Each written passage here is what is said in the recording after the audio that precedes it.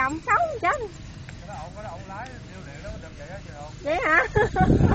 Chết con đây cậu con.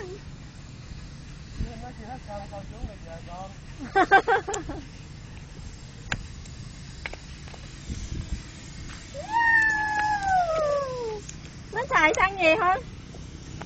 Yên nó xăng gì?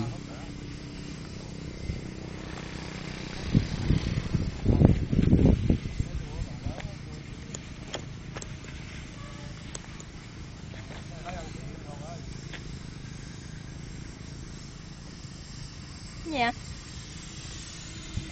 Nó dùng cái gì để động cơ mấy con chạy được? Yên.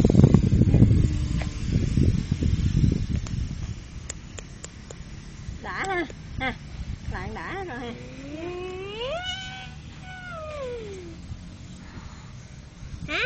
Nó giờ nó rồi.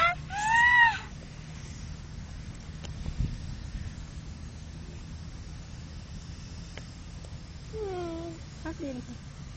Con nước không? Gần xong rồi.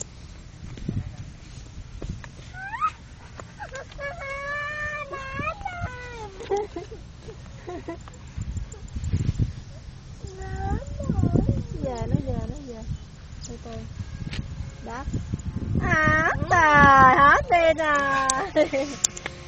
Nè hả